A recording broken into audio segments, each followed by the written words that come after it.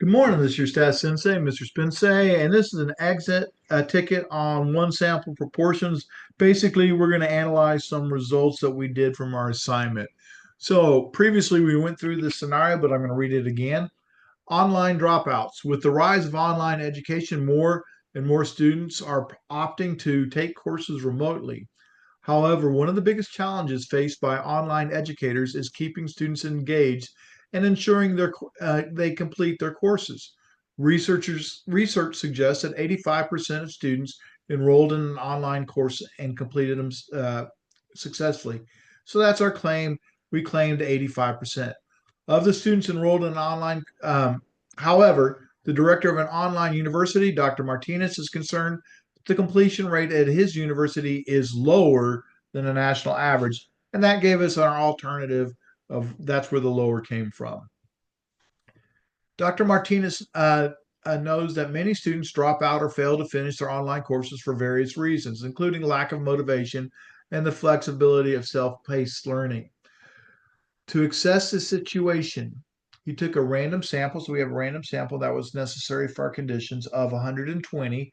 So our sample size is 120 out of more than 1,500. So we have a population of 1,500 students who enrolled in an online course over the past semester. Out of those students, out of the 120, 100, this was our X, successfully completed the course.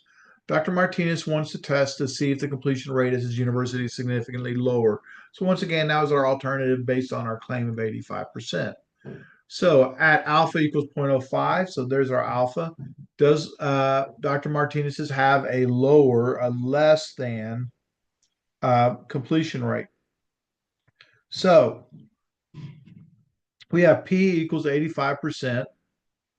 That's the claim. And we had a alternative of P is less than 85%. Well, when we did that, we ended up with getting a P value of 0.3045, which is clearly greater than 0,500.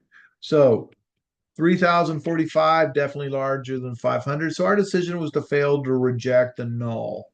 And we did that in a previous video. So if you want to see that, go to the previous video.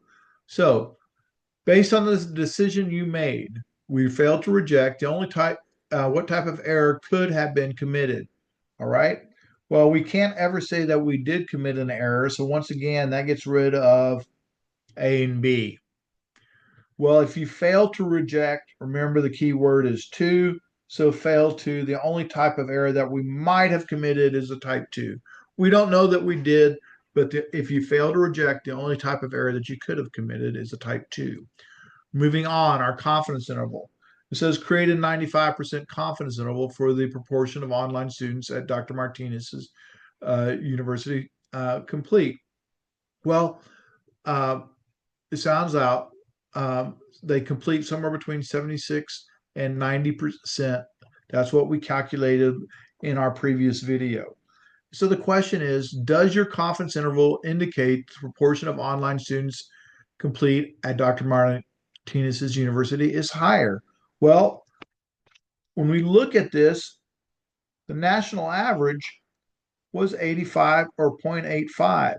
So 90% is definitely higher. So it's possible that they did higher, but we also have lower. So the answer is we cannot say with 95% confidence that the proportion of students that are courses that are completed at Dr. Martinez's university is higher than the national average of 85% because 85% lies within the interval. The percentage of pass online courses could be as high as 90% right there or as low as 76%. So we don't know. We cannot make a determination. All right. Appreciate you watching. You need that complete response. Look forward to seeing you on the next one. Thank you.